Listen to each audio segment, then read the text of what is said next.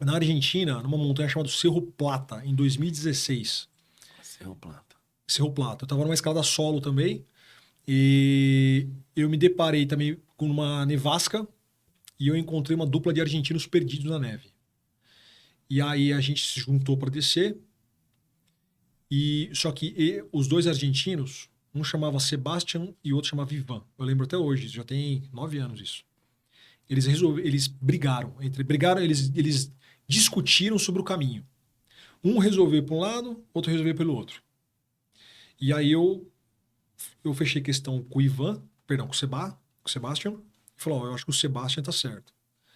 E o Ivan foi por um outro caminho. Eu e o Sebastian sobrevivemos, o Ivan morreu, congelado. Então, assim, no montanhismo, numa atividade, ele foi achado 3, 4 dias depois, perdido e congelado na neve. Porque, assim, quando você pensa em montanhismo, escalada, alpinismo, o tempo, a questão climática, ela é crucial. Quando nós subimos o Cerro Plata, não tinha neve na montanha. Você fazia uma trilha nas pedras. Quando nós chegamos próximo do cume, começou a nevar. Quando nós descemos, a neve estava na coxa. Então, não tinha mais trilha. Não tinha mais trilha. Era um mar de neve. Então, e além disso, tinha névoa em cima da neve. Que a gente costuma dizer, dentro do alpinismo, que gera um efeito chamado whiteout. Tem o blackout, que é a escuridão total, Aham. e no alpinismo nós temos o efeito do whiteout, que é o tudo branco. Tudo Você branco. perde referência de profundidade, você está num ambiente completo de neve e, além disso, você tem uma neblina em cima de você. E aí desce com o quê? Com... Ou você tem GPS, que era o nosso caso, a gente estava com GPS. Nós tínhamos 3 GPS, eu estava com 2 e o Sebastian estava com 1. Só que frio extremo, temperatura, menos 20 graus. 2 GPS morreram, só ficamos com 1. Então, a bateria morreu. E aí, com esse GPS, a gente conseguiu A vaga. bateria riou ou ele parou de Não, a funcionar? bateria. A bateria baixa muito rápido em baixas temperaturas. Caramba. Aí a gente conseguiu ficar, a gente ficou com o GPS. Ainda assim, a gente estava com muita dificuldade de achar o nosso acampamento. Caiu a noite. Isso daí, nós começamos a escalada 2 da manhã de um dia. Quando era meia-noite desse dia para o dia seguinte, nós estávamos perdidos ainda, tentando achar o acampamento. O Ivan já tinha sumido. E aí eu lembro que eu falei pro Sebastião, eu falei assim: ó, Sebastião, se a gente não achar o acampamento, a gente vai ficar andando, a gente mira uma pedra e a gente vai ficar andando daqui até aquela pedra, daquela pedra até aqui. Daqui até aquela pedra, a noite toda. Porque se a gente parar, a gente morre, por causa do frio.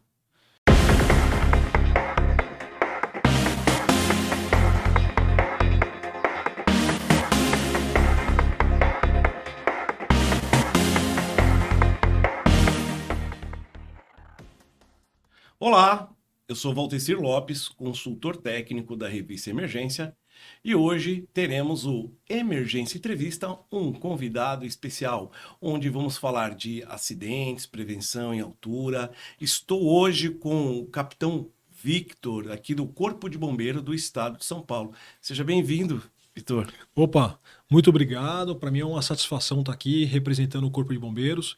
E, enfim, estou à sua total disposição. Que legal, seja bem-vindo. Então, vou contar um pouquinho do seu currículo aqui, hein, ó. Você é coordenador do curso de salvamento em altura da ESB, que é a Escola Superior de Bombeiros aqui do estado de São Paulo, né? Também é montanhista e escalador. Já escalou o Monte Aconcagua, na Argentina, e o Lene de... Da onde esse? É do Quirquistão, No né? Quirguistão, isso, na Ásia Central. Quirquistão, entre outros aí, que eu sei que você fez outros aí também, né? Sim, já escalei montanha basicamente só na Oceania que não. Mas já escalei muito. Mont Blanc na França, já escalei, entre outras aí.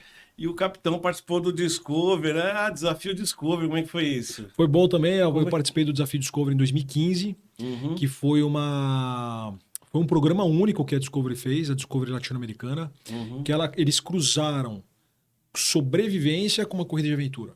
E teve 3 brasileiros que participaram, tiveram 3 brasileiros que participaram, e eu era fui um dos selecionados aí para essa aventura aí. E foi legal, foi bacana. Foram 5 dias de gravação. Foi no México. Foi no México. A gente foi pro México para gravar esse programa. E a gente foi bem, deu tudo certo. Dos brasileiros eu fui o melhor colocado. Puxa, que Foi um legal. sofrimento do começo ao fim. Por quê? Porque, imagina, você ter que correr 5 dias no Correr mato. 5 dias no mato? Correr 5 dias com carta e bússola, fazendo orientação, navegação no mato. E a gente não podia levar comida. Então a comida, nós tínhamos que encontrar a comida na natureza e comer. Era isso que a gente tinha. Então a gente comia muito pouco. Hidratava quando não tinha um rio. Eu lembro que teve a gente foi numa região bem desértica e a gente teve até que beber água de poça. Porque não tinha rio, não tinha nada. Tinha algum protocolo de usar pastilha de cloro, alguma coisa? Ferveu água? Como é que... A gente não tinha nada. Era assim, ó. Imaginando. Esse foi desafio, hein? Foi desafio. Imagina um programa do Discovery Channel. Aham. E era aquilo, totalmente imerso na natureza. Boa sorte. Se Então, vira, se vira. vocês vão. Só que eles deram pra gente carta e bússola e nós tínhamos que se largar de um ponto e chegar em outro. Quem chegasse primeiro ganhava. Capitão, sei que tem coisas lá dentro que vocês assinaram que vocês não podem falar no Discover. Mas o que você pode falar? Alguma intercorrência que ocorreu assim lá nesse evento? Pô, mas não teve intercorrência. Do ponto de vista médico. É que você não viu que você estava ali, né? Você viu você não viu os outros, né? Você estava na sua linha, tá? Do que eu vi, a gente não teve nenhuma intercorrência médica, mas assim, o programa ele era fracionado. Então a gente entrava no primeiro dia, passava o dia inteiro fazendo a corrida. Quando acabava a corrida no final do dia, vinha médico, vinha com uma ambulância, tinha o staff tinha 3 médicos, faziam, vamos dizer assim, um monitoramento rápido da gente. Eles colocavam a gente numa van e ia pro local onde seria a largada do dia seguinte, né? E sem comida, sem nada. E aí no dia seguinte a gente largava e aí pegava comida, bebida, a água no caso, na própria natureza. E terminava o dia, repetia o processo. Vinha o médico, monitorava a gente. Para falar a verdade, talvez eu acho que tenha uma ou 2 integrantes que, nesse momento médico, eles passaram por algum tipo de hidratação, algum processo de hidratação, mas foi uma coisa bem, bem pouco, assim, sabe? Bem pouco. Bem pouquinho mesmo. Que legal, porque isso pega o gancho para o nosso tema aqui. Nosso tema é sobre turismo, né? Turismo e aventura.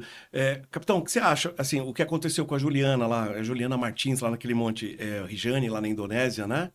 Então, aquele acidente, assim, o que ele nos ensina nesse sentido? Por exemplo, uma coisa é eu pegar o Capitão Vitor, pegar o Vitor, que é um atleta, que é altamente condicionado e se preparou para fazer aquilo, mesmo sabendo dos riscos, mas se preparou para fazer, tem toda noção, e mesmo assim o programa tem toda a segurança. A gente sabe que por trás dos bastidores lá, a gente sabe ali que tem 2 caras correndo e 60 caras atrás, né? Então tem bastante ali. Então, o que nos ensina essa situação da Juliana Marins num esporte de aventura? Que o Brasil, ele tem uma costa enorme e tem muita gente vem para cá para fazer isso, essas atividades. E focando nessa Juliana, o que o senhor achou? Olha, o que a situação da Juliana nos ensina com relação ao turismo de aventura é que sempre vai haver risco. Quando você pega e se propõe a ir para um vulcão, que é o caso dela. Mas não só um vulcão, a ir para uma praia remota, a ir para uma montanha, enfim, para qualquer cenário, a ir para o alto mar, sempre vai existir risco. Por mais que você tome todas as medidas possíveis para mitigar esses riscos, eles ainda estarão lá. Então, o que é importante? As pessoas precisam compreender que o turismo de aventura, por sempre existir risco, as pessoas precisam se preparar para fazer o turismo de aventura, né? Fisicamente, mentalmente e materialmente. Então, por exemplo, uma trilha, um vulcão na Indonésia, vai cobrar fisicamente? Vai. Vai cobrar que você esteja com uma bota adequada, com um camelback nas costas, levando a sua própria água. Explica para nós o que é o camelback, que o pessoal, nosso público pode não saber. O camelback, ele é uma bolsa de hidratação. Resumo da ópera, você levar a sua própria água, você ter a sua comida. Ou seja, você compreender quais são os riscos possíveis ali naquele local e você tentar mitigar aquilo, ainda que existam riscos. O que aconteceu com ela? Ela tomou um tropeção e caiu numa parede lá rochosa, arenosa e escorregou. Isso pode acontecer com qualquer um. Então a gente não consegue dirimir, mitigar totalmente os riscos, mas você se preparar para aquele ambiente, com certeza vai diminuir a possibilidade de acontecer algo mais sério, né? Por exemplo, imagina, vamos pensar uma coisa mais simples. Imagina que você não tem preparo físico, você vai fazer uma trilha daquela e você tem uma situação de estafa, você começa a ter câimbras. É simplesmente uma questão de preparo físico. Sim. Você já entrou numa situação de risco. Porque se você tem câimbras, você já não consegue, está estafado, você não consegue mais se locomover. Alguém vai ter que te socorrer. Ou o seu guia, ou o grupo está com você, ou até mesmo a equipe externa acionar para esse fim. Então, as pessoas, quando elas vão fazer turismo de aventura, é importante que elas busquem equipamentos adequados, levem um boné, levem uma mochila de hidratação, levem comida e contratem um serviço adequado. Contratem um guia credenciado, qualificado para fazer aquele tipo de serviço. Enfim, isso é algo de extrema importância quando a gente está falando de turismo de aventura. Capitão, a gente vê que em países as legislações são um pouco diferentes. Então, quando o cara vai, uma pessoa vai para fazer um esporte desse de alto risco, ele assume a responsabilidade.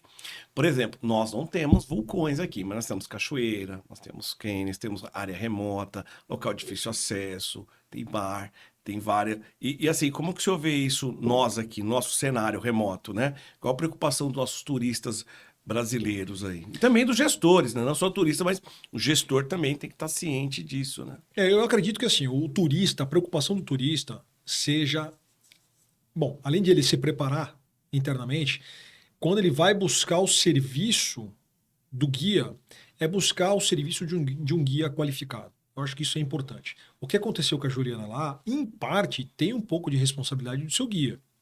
Por que eu falo isso? Porque qual que é a história que se ventila?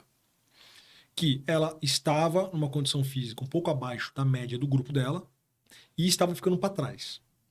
O guia cobrou ela que ela se juntasse ao grupo e ela disse para o guia, olha, pode ir que eu já estou indo na sequência. E o guia aceitou essa realidade. Um guia não pode, um guia qualificado jamais aceitaria isso, jamais deixaria um cliente para trás. Não. Né?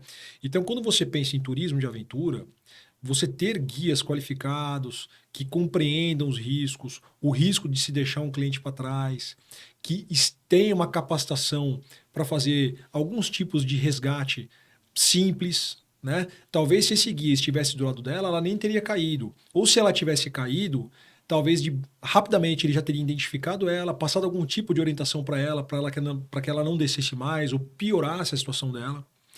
E talvez se ele tivesse ali, ela tivesse caído, por exemplo, 10, 15 metros, e ele tivesse um pedaço de corda de 10, 15 metros na mochila, claro, ele já poderia ter tirado ela. Então, eu acho que a preocupação do turista seja, como disse, internamente, ele se preparar para aquele tipo de atividade e na hora de contratar guias qualificados. Agora, do lado do gestor dos parques, que geralmente essas regiões são parques nacionais, parques estaduais, é obrigar, ou pelo menos compelir que esses guias, eles se qualifiquem. Né? Estabelecendo requisitos de qualificação, que eles conheçam de pronto-socorrismo, que eles conheçam de atendimento pré-hospitalar, que eles, se é uma trilha que requer, por exemplo, conhecimento técnico vertical, que eles tenham algum tipo de formação técnica de técnicas verticais. Então, eu acho que o gestor do parque tem que ter essa preocupação. Além disso, que também é um outro ponto que foi muito criticado na Indonésia, na situação do Monte Rijani, inclusive nós estamos tentando trazer para palestrar aqui no Bombeiro de São Paulo o guia, o Agan Gunung Rijani, que foi quem conseguiu acessar a Juliana e depois colocou ela na máquina envelope e acompanhou o içamento da máquina envelope. A gente está tentando trazer ele para palestrar aqui em São Paulo para os nossos bombeiros. Que show. Vamos ver se a gente consegue, né? Porque trazer ele da Indonésia para cá, do outro lado do mundo, não é uma coisa fácil.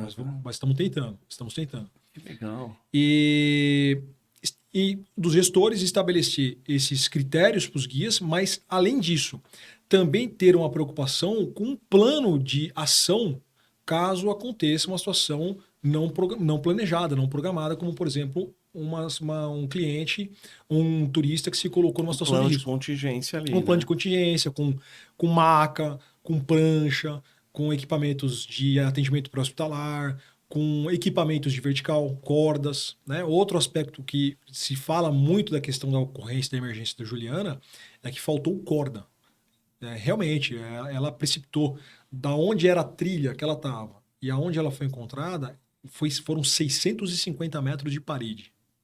Então eles precisaram levar 650 metros de corda lá para conseguir acessar ela. Ou mais, né? Ou Porque mais. dupla, mais de 1000 cordas, mais de... Se for trabalhar Nossa! com corda dupla, que é o que preconiza a maior parte da doutrina, nós estamos falando de 1.300 metros de corda. 1.300 metros de corda, Exatamente. caramba. Então, assim, o parque sabe o tamanho das paredes, das encostas que tem. Ou deveria saber. Então, um plano de contingência é algo que os gestores têm que se planejar. Claro que ele não vai criar um plano de contingência que abarque todos os cenários possíveis. Mas, pelo menos aqueles que são os mais comuns, ele tem que tomar as medidas para abarcar essa questão. Você já fez algum resgate em remotas, assim? Então, eu sempre trabalhei na atividade operacional, eu sempre trabalhei na Grande São Paulo. Eu trabalhei no 4º grupamento de bombeiros, que pega a Zona Sul, Zona Oeste. E depois eu fui para o 2º grupamento de bombeiros, que pega a Zona Norte. Então, dentro do bombeiro, eu não fiz resgate em áreas remotas, mas como escalador, eu participei de situações que foram próximas disso. Dá para dizer que foram umas situações de resgate. Então, eu tive uma... Quando eu fui para o Lenin Peak, que é no Quirguistão, eu lembro que eu tive uma situação que eu estava fazendo uma aclimatação. Você foi sozinho? Fui sozinho. Uma escalada solo. Quando eu cheguei no acampamento 2, que é uma altitude de 6.200 metros de altitude, 6.200. eu encontrei um grupo de tchecos perdidos na montanha. Eles que altura? 6.200 metros de altitude. Caramba, a pressão atmosférica... Você estava com a pressão de oxigênio metade. Mais baixa. É 21% aqui, 21% lá em cima. Mas a pressão do oxigênio lá tá menos da metade. Porque aqui a pressão do oxigênio é 150 milímetros, né? Que é 21% da pressão atmosférica. Então dá 150. A 5.000 a gente tem metade. Então ali você já estava ali no... E já estava numa situação de ar rarefeito. E eu lembro que eu encontrei com eles uma nevasca. Eles estavam perdidos. Eu sabia o caminho, porque eu tinha acabado de subir. Aí eu entrei na nevasca. Os olhinhos dele, pelos olhos dele. A hora que eles me viram, pelo amor de Deus, me tira daqui. Aí eu conduzi eles para fora da nevasca. E aí falou, agora segue tal caminho. Eles desceram lá. E você voltou? Eu voltei também. Mas você voltou com eles? Você voltou? Não, eu voltei, eu deixei eles irem. Eles estavam desesperados, né? Mas eles estavam bem. Nenhum precisava de um resgate de maca ou algo assim. Um estava muito cansado, um tcheco. Aí eu falei, pode descer que eu vou na sequência. Aí eu fui uns 200 metros atrás deles, olhando eles descerem. Então essa situação, se não tivesse uma intervenção minha, talvez ali virasse uma situação crítica. E eu tive uma outra, na Argentina, numa montanha chamada Cerro Plata, em 2016. Cerro Plata. Cerro Plata. Eu estava numa escalada solo também, e eu me deparei também com uma nevasca, e eu encontrei uma dupla de argentinos perdidos na neve. E aí a gente se juntou para descer. Só que os dois argentinos, um chamava Sebastian e o outro chamava Ivan. Eu lembro até hoje, já tem 9 anos isso. Eles brigaram. Eles discutiram sobre o caminho. Um resolveu para um lado, outro resolveu pelo outro. E aí eu fechei questão com o Ivan, perdão, com o Sebastian, e falou, eu acho que o Sebastian tá certo. E o Ivan foi por um outro caminho. Eu e o Sebastian sobrevivemos, o Ivan morreu, congelado. Então, assim, num montanhismo, numa atividade, ele foi achado 3, 4 dias depois, perdido e congelado na neve. Porque, assim, quando você pensa em montanhismo, escalada, alpinismo, o tempo, a questão climática, ela é crucial. Quando nós subimos o Cerro Plata, não tinha neve na montanha. Você fazia uma trilha nas pedras. Quando nós chegamos próximo do cume, começou a nevar. Quando nós descemos, a neve estava na coxa. Então, não tinha mais trilha. Não tinha mais trilha. Era um mar de neve. Então, e além disso, tinha névoa em cima da neve. Que a gente costuma dizer, dentro do alpinismo, que gera um efeito chamado whiteout. Tem o blackout, que é a escuridão total, e no alpinismo nós temos o efeito do whiteout, que é tudo branco. Você perde referência de profundidade. Você está num ambiente completo de neve e, além disso, você tem uma neblina em cima de você. E aí desce com o quê? Ou você tem GPS, que era o nosso caso. A gente estava com GPS. Nós tínhamos 3 GPS. Eu estava com 2 e o Sebastian estava com 1. Só que frio extremo, temperatura, menos 20 graus. 2 GPS morreram. Só ficamos com 1. A bateria morreu. E aí, com esse GPS, a gente conseguiu... A bateria riou ou ele parou de funcionar? Não, a bateria. A bateria baixa muito rápido em baixas temperaturas. Caramba. Aí a gente ficou com o GPS. Ainda assim, a gente estava com muita dificuldade de achar o nosso acampamento. Caiu a noite. Isso daí, nós começamos a escalada 2 da manhã de um dia. Quando era meia-noite desse dia para o dia seguinte, nós estávamos perdidos ainda, tentando achar o acampamento. O Ivan já tinha sumido. E aí eu lembro que eu falei pro Sebastião, eu falei assim, Sebastião, se a gente não achar o acampamento, a gente vai ficar andando, a gente mira uma pedra e a gente vai ficar andando daqui até aquela pedra, daquela pedra até aqui. Daqui até aquela pedra, a noite toda. Porque se a gente parar, a gente morre, por causa do frio. Só que aí passou meia hora, a gente achou o acampamento. Achou o acampamento, achamos nossos sacos de dormir, nossas barracas, então deu tudo certo. Então, quando você pensa... Claro que eu tô falando de uma situação extrema, de alpinismo. Você tem filhos? Não, não tenho filhos. Eu e minha esposa, a gente não tem filhos. Eu tô falando de uma situação muito extrema, coisa E de naquela filme. época você era casado? Eu já era casado. Já era A casado. esposa querendo te matar depois. Mas eu conheci minha esposa no alpinismo. Minha esposa é escaladora também. Então ela entende. Entende. E... Então, a gente tá falando desse caso. Em alpinismo, quando você vai pro Everest, é 8.800, 8.840, pô, se o cara ficar, ele fica. Exato. E como é que fica? Não tem resgate. Não tem resgate. Então, assim, hoje... Então, mas isso é cultura, é deles. É deles. Eu lembro na época da Escola Paulista, estava na década de 90 da Escola Paulista, o professor falava que para cada 4 que o pessoal lá, para cada 4 subiam, ficava. E hoje? Para cada 4? Hoje a média tá melhor. A gente estava na década de 90. Para cada mais 4 que subiam, ficava. Hoje essa margem subiu bastante. Eu né? não sei te precisar quantos corpos tem no Everest, mas assim, deve ter mais de 100 corpos no Everest. Muito mais. Tá? Eu acredito que entre 150 e 200 corpos no Everest, que estão lá. Muitos servem de referência de GPS. Serve. Muitos não. Alguns, ele no caminho. No caminho, ele é ponto de GPS, é ponto de referência. Você vai chegar naquele corpo tal, ele tá lá. Tem um corpo lá. Então, o Everest, o que acontece lá é o seguinte, como é muito alto, o cume está a 8.848 metros de altitude, é a montanha mais alta do mundo. O que se verificou ao longo dos anos? Você passou de 8.000 metros, você entra na chamada zona da morte. A zona da morte. O risco, o que se percebeu com o tempo? O risco de você tentar fazer um salvamento, ele é muito elevado. E, quando se olhou estatisticamente, viu-se o seguinte, mais morreu gente tentando fazer um salvamento na zona da morte do que pessoas que foram salvas na zona da morte. Ou seja, mais gente subiu para a zona da morte tentando salvar e morreu do que pessoas que estavam lá, alpinistas que estavam lá e foram descidos. Então, e é isso para fazer salvamento. Quanto mais para tirar um corpo. Então, o que o governo do Nepal, o governo chinês hoje fala? Ó, tá na zona da morte, não é para o corpo vai ficar lá. Ele vai fazer parte da montanha, porque o risco para os resgatistas é muito elevado. Uhum. O helicóptero não chega. Né? Não chega? Não chega. 5 mil, pô, não tem. Não chega. Não tem o ar. Mas... É porque o ar é rarefeito, não tem sustentação das pás, né? O pessoal fala, mas pousou um helicóptero no cume do Everest. Pousou mesmo, pousou. Só que foi um helicóptero que foi preparado especificamente para aquilo pela Airbus. Foi preparado especificamente para aquilo. Foi levado um piloto da França ou da Suíça especificamente para aquilo. O helicóptero foi retirado tudo do helicóptero. Então, assim, não é o helicóptero que está lá para fazer isso. Não é. Foi uma ação de marketing da Airbus, né, que é dona da Eurocopter, para fazer aquilo. Não é a realidade dos helicópteros que estão lá. Então, o helicóptero que está lá... Teve que escolher o dia, horário, o dia ponto, perfeito, dia perfeito, zero vento. E várias tentativas para acertar uma. Exatamente. Não então, foi assim, na primeira que ele chegou ali. Então, não é porque o helicóptero pousou no cume do Everest que isso está disponível. Então, como, né? Não tem.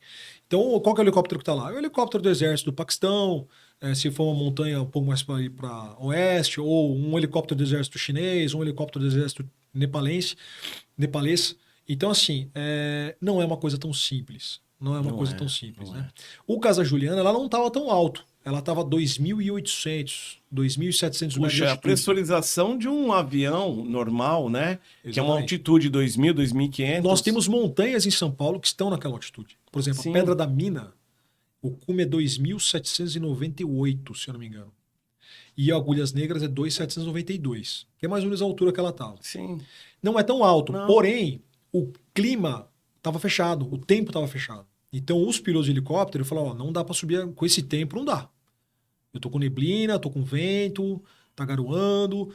Então, não dá para subir. Foram 4 dias e não deu. Foram 5, né? Entre o acidente dela e quando chegaram nela, 5 dias. 5 dias. 5 dias. Então, um tempo bastante significativo, né?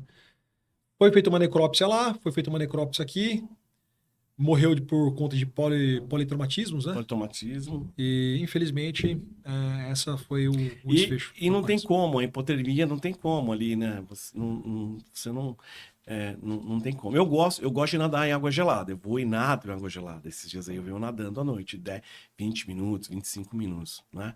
Mas nadar é uma coisa totalmente diferente. Eu sou muito friorento, eu gosto de ficar quietinho e tal.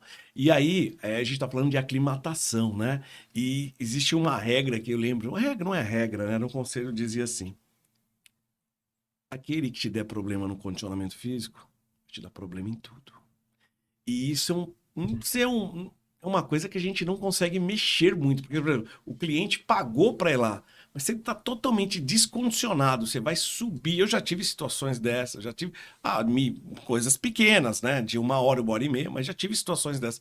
E aí, como é que você faz, né? Não existe regra para isso, né? Não existe. Não existe regra, é polêmico, como é que toca nesse assunto, como é que faz? Porque não tem regra. Então, se o cara pagou, ele vai lá. E se ele não está habilitado, condicionado, por exemplo, numa montanha, ele já vai lá 3 mil. Pico do Everest é 8 mil, mas a 3 mil, 4 mil, ele já vai parar ali. É diferente. Mas tem situações que o cara vai, mas ele não volta. Ou então, ele para na metade, não, né? então, esse aí eu acho que é o grande dilema do alpinismo de altitude. Porque você tem pessoas muito ricas, chega um americano numa agência que faz Everest, 25 mil dólares, né? ele joga lá na mão, quero escalar. Ele joga, a permissão de escalada é 17 mil dólares, hoje. Aí para contratar o guia, alimentação, roupa. Hoje uma expedição para o Everest, aqui, se você for brasileiro, porque a gente sai tudo um pouquinho mais caro, você não vai gastar menos que 250 a 300 mil reais. De 50 a 60 mil dólares. Considerando tudo. Guia, autorização de escalada, roupa, aluguel de roupa, passagens aéreas, alimentação, campo base e cilindros de oxigênio, etc. O cara joga 300 mil reais, ele não quer escutar do guia dele depois de 3 mil metros de altitude. Você vai voltar porque você não tem condição de fazer o cume. Ele briga com o guia. Não, eu vou fazer, eu paguei, eu quero fazer, eu vou seguir adiante. Esse cara é o cara que morre na montanha. Porque o cara que é experiente, o cara que ele realmente é um alpinista, tá bem preparado, esse cara não é muito difícil ele dar dor de cabeça pro guia. A não ser que ele esteja numa expedição de alto rendimento esportivo. Ele não quer fazer a escalada normal do Everest, ele quer fazer uma escalada nova, numa face super vertical que ninguém nunca escalou. Aí esse cara ele tem chance alta, mas é um alpinista fora da curva, né? Tá entre os melhores do mundo. Talvez esse cara morra. Mesmo sendo bom. Uma médica da Bimar, que é a Karina, né? Karina Oliani. E isso foi 2 vezes, né? Pelas 2 faces, não foi? Isso, pela face tibetana e pela face do Nepal, né? Nepalesa. A Karina, eu tive com ela, falei, cara, ela é guerreira. Guerreira. E a 6 mil, você usou oxigênio? Você foi com oxigênio puro? Você chegou lá em cima com oxigênio puro ou sem oxigênio? Não, eu nunca usei oxigênio. Nunca usou? Nunca usei. Foi no peitão. Sempre sem oxigênio. O Aconcagua é 6.960 e o Lenin é 7.148. A minha expedição foi em 2013. Eu acho que é 7.148. Então, para mim, não é uma altitude que ainda me cobra o uso do oxigênio. Talvez se eu fosse para mais de 8 mil metros, talvez eu usasse, né? Porque aí eu acho que muda um pouco a realidade. Mas até 7 mil, a altitude que eu cheguei, 7.200, eu não enxerguei a necessidade de oxigênio. Pessoalmente, cada um tem a sua fisiologia, cada um tem o seu corpo. Eu tenho uma aclimatação muito boa, Vitor. Sim, Vitor. Eu tenho uma aclimatação muito boa. Então, para mim... Você suporta mais frio. Você não gosta de nada de água gelada também? Não. Não gosta, não. Mas se você tiver que fazer no frio, você suporta. Não, a gente suporta mais o frio. Isso é bem individual. Isso é bem individual. Olha, sou suspeito para falar. Nós temos um capítulo num livro de medicina em áreas remotas da Bimar, da Juliana. O que você acha, assim, capitão? O tema medicina em área remota ou fisiologia das áreas remotas, né? Você acha que tem que ser abordado? Como é que você vê? Os profissionais de resgate têm que saber disso? Você acha que era legal colocar isso como matéria mesmo, para entender essa parte fisiológica do corpo, altitude, mergulho, calor, frio. Porque a gente vai falar do frio, fala hipotermia, hipotermia. Vai falar do calor, internomação, altitude. Mas não tem uma matéria específica que aborda isso de uma forma um pouquinho melhor, mais concisa, Profunda, né? mais profunda, né? Não, a gente não tem isso, mas eu acho de extrema importância. Principalmente quando a gente está preparando, dando um treinamento, uma formação para o nosso bombeiro responder esse tipo de emergência, ele precisa conhecer com maior profundidade essa é a fisiologia dele, como é que ele vai se comportar naquele ambiente e quais são os principais riscos para o paciente, para a vítima, né? Então, por exemplo, a gente é sabido e notório que em ambientes remotos, os dois principais motivos de óbito são hemorragia e hipotermia. Esses daí são os dois principais razões de óbito. Então, o resgatista, quando ele vai atender... Quando não tive acidente, é hipotermia. Exatamente. Então, quando ele vai responder uma emergência dessa, ele tem que ir preparado para conter hemorragia e conter hipotermia. Porque isso daí são os dois principais motivos de óbito em ambientes remotos. Mas isso tem que estar num currículo de um curso, de um treinamento, quando a gente está objetivando, né? Responder e saber essas individualidades biológicas. Por exemplo, para si. Eu, Vitor, suporto isso. Você não suporta. Não é que você não suporta, você tá errado. Não, a sua aclimatação sua você não consegue. A gente tá falando de equipe agora, né? Não tá falando de cliente, não tá falando de turismo. Tá falando da equipe de resgate que tem que estar preparada. Então, tem gente que não tá aclimatado para aquilo. Sim. Por exemplo, tem uma coisa de pular em água gelada, né? De repente você resolve pular na água gelada. Tem uma coisa que chama-se conflito autonômico. Você entrar numa água gelada, você pula até aqui, você tem descarga simpática, aumenta a frequência, a pressão arterial. Quando você coloca o rosto, descarga parasimpática. Esse conflito for muito forte, se tiver algum tipo de arritmia, algum problema de aterosclerose, ou principalmente síndrome do QT longo, que é um tipo de arritmia, você pode desencadear uma parada. E o cara pode ser altamente condicionado, não sabe disso. Ele vai e pula numa água gelada dessa para atendimento, é diferente. Tá no helicóptero daquele, salta numa água a 10 graus, pô. Pega o helicóptero 40 graus, 30, 40 graus dentro e pula 10 graus. Então, eu acho que... Tem que conhecer. Tem, né? Ele tem que conhecer. Ele tem que compreender esses fenômenos, né? E como é que vocês fazem essa separação? Assim, eu sei que vocês fazem isso, mas como... Desculpa, eu sei não, perdão. Eu imagino que vocês façam isso com eles lá. Como é que vocês... eu gosto de altura, eu gosto de mergulho. Como é que fica isso? Na verdade, assim, a separação é pelo talento natural de cada bombeiro, né? Então existe isso, existe esse talento. Existe. E vocês respeitam isso. A gente respeita isso, então a gente identifica aqueles que têm o talento natural para cada campo de conhecimento. Esses que têm o talento natural são as pessoas que vão responder emergência ou vão se tornar instrutores. Serão os nossos instrutores. E a gente vai sempre motivando eles a buscar conhecimento. É o que eu sempre falo. O bombeiro não se resume em si. O conhecimento que o bombeiro oferece, o Corpo de Bombeiros oferece, é um grande conhecimento. Mas para você ser um verdadeiro especialista, você tem que buscar conhecimento até você aposentar. Até você morrer. Você tem que estudar a sua vida inteira. Então, eu falo, faz o curso de salvamento em altura. Terminou o curso de salvamento em altura, vai fazer um curso de salvamento em caverna. Vai fazer um curso de salvamento em montanha. Vai fazer um curso de salvamento em meio urbano, em espaço confinado. Porque você vai agregando conhecimento, vai agregando vivência. O que a gente chama de rodagem de corda. Você vai aumentando a sua rodagem de corda. Então, a gente sempre tenta incentivar eles a fazer isso, né? Tem alguns que seguem esse caminho, tem outros que não. Né? Que o cara vai fazer o curso, ele até gosta, mas ele fala, eu não nasci para isso. Eu nasci para mexer com água. Eu nasci para mexer com salvamento veicular. E ele vai para aquele campo. E aqueles que realmente têm o talento para altura, aí eles mergulham de cabeça. No conhecimento, no campo, né? No campo, né? No campo. Puxa, a gente falou da Juliana, desse acidente do vulcão, e esqueceu que a gente teve outros agora mais recente, né? Como é que foi isso? Nós tivemos agora mais recentemente, que inclusive é um cenário bem parecido com o da Juliana, foi a da menina que faleceu agora no Rio Grande do Sul. Ela estava num mirante nos canyons do sul, eu acho que era o canyon, eu não vou lembrar de cabeça agora o canyon. Itaimbezinho. Do canyon Itaimbezinho. Ela correu, pelo menos essa foi a notícia que eu vi, ela correu no mirante e caiu. Quantos anos ela... Eu não me recordo agora, tá. Mas acho que tinha menos de 10.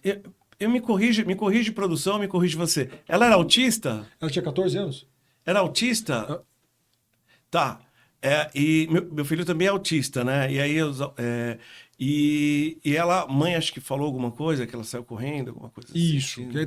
Parece que os pais tentaram alcançar ela, mas estava distante e não conseguiram.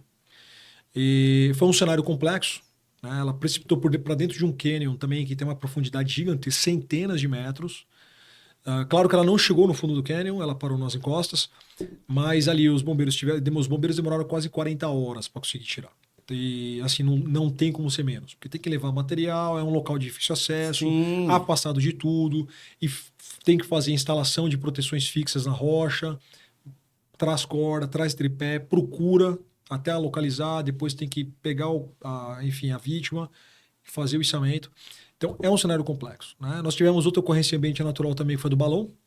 Do balão? Do balão lá em Praia Grande, Santa Catarina. Teve um balão em Santa Catarina. Isso, que pegou fogo. Ah. E também, isso aí teve, eu acho que 6 óbitos, se eu não me engano. 6 ou 7 óbitos. Então, nós tivemos, agora recentemente, nós tivemos na Pedra do Baú, aqui em São Paulo, um escalador que faleceu. Foi no ano passado. Ano passado. Isso aí.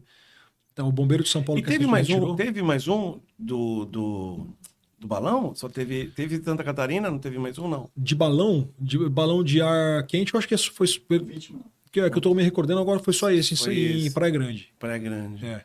Teve uma situação... Eu acho que foi só isso aí mesmo. Teve uma outra ocorrência com balão em Boituva, mas eu acho que não teve vítima fatal. Não teve vítima fatal. Então, assim, a tendência para os próximos anos é que essas ocorrências, elas aumentem ano após ano. Porque, querendo ou não, as pessoas estão muito mais conectadas à natureza, tá? Estão muito mais preocupadas em preservar a natureza, a viver na natureza, viver o meio ambiente. Eu acredito que o Brasil, aos trancos e barrancos, está melhorando, né, a sua economia, então as pessoas começam a sobrar um dinheirinho aqui, um dinheirinho ali para investir em turismo, investir num turismo de aventura, fazer um curso de escalada, fazer um montanhismo, contratar um guia para fazer uma serra fina, fazer um pico dos marins. Então, a tendência é que ano após ano esse tipo de ocorrência só aumente. Nós veremos ano após ano um aumento significativo desse tipo de ocorrência. E compete ao corpo de bombeiros se preparar para isso, e aos gestores dos parques também se prepararem para isso, aos guias se prepararem para isso, e, em última instância, aos turistas também se prepararem para isso. Os turistas, né? Que legal, que legal. Capitão Vitor conosco aqui. Vitor, uma situação perrengue, assim, um outro perrengue que você já pegou, assim, a gente falou tudo bem das áreas remosas, um perrengue que te marcou. Que você pegou. Olha, assim. eu tive esse do Cerro Plata, que a gente foi pego por uma nevasca, e eu tive um outro que foi também na Argentina em 2010. Esse daí foi o seguinte, eu estava fazendo uma montanha bem técnica, escalada de parede rochosa. Nós já tínhamos escalado por volta de uns 400 metros de parede, e nós fomos pegos por uma nevasca também. Eu estava escalando com o americano, Jason, o nome do americano. Jason Schilling. E aí nós abortamos a escalada e começamos a montar o rapel. Só que era um rapel longo, eram 10 rapéis em sequência para chegar no chão. E aí nós montamos a corda. Quando você faz o rapel na escalada, você precisa recuperar a corda ao final para você remontar o próximo. E nós montamos a corda, e a corda ela ficou torta. Ou seja, um chicote, uma ponta da corda ficou... De um lado a corda ficou de um tamanho e da outra ela ficou maior. Deu uma distância de 6 metros.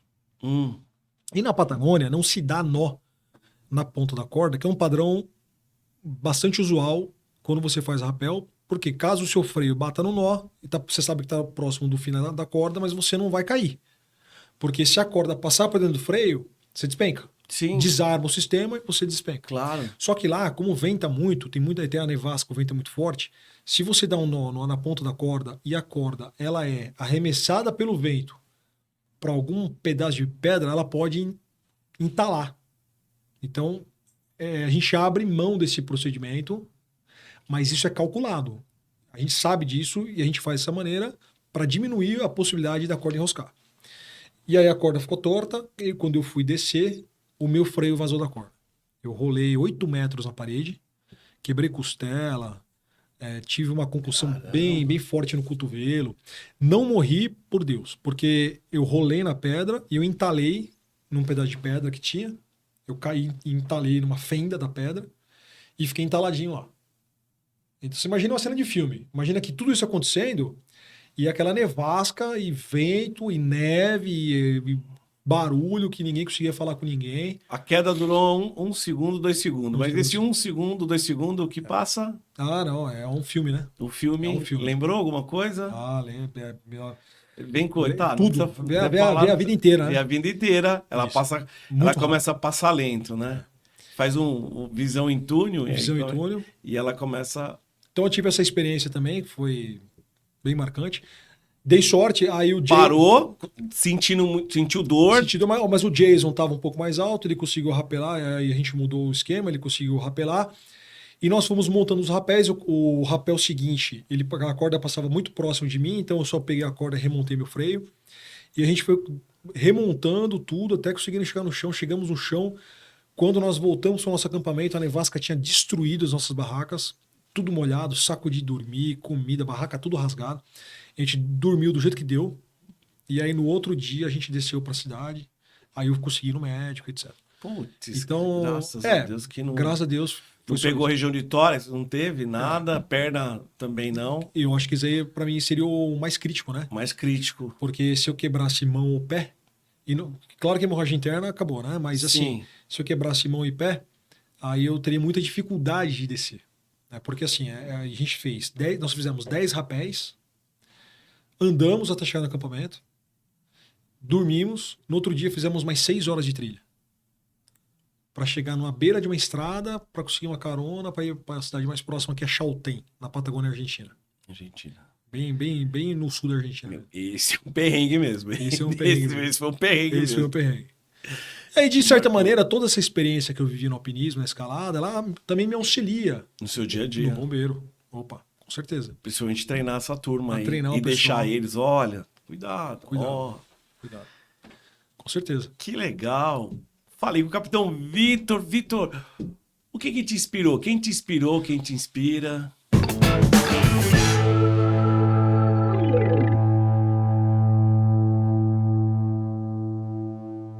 Olha, eu vou falar o nome de 3 pessoas aqui. Uma me inspira porque não tem nada a ver com o bombeiro, não tem nada a ver com o alpinismo, mas me inspira de uma maneira geral porque eu acho que foi uma pessoa que viveu pouco, mas viveu com muita energia, com muito amor a tudo que ele fazia, que é o Ayrton Senna. Eu acho que o Ayrton Senna é um brasileiro muito fora da curva.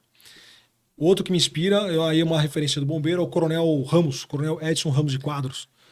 Edson Ramos. Então ele é uma referência enorme na altura do bombeiro, então ele é uma referência para mim, ele me inspira.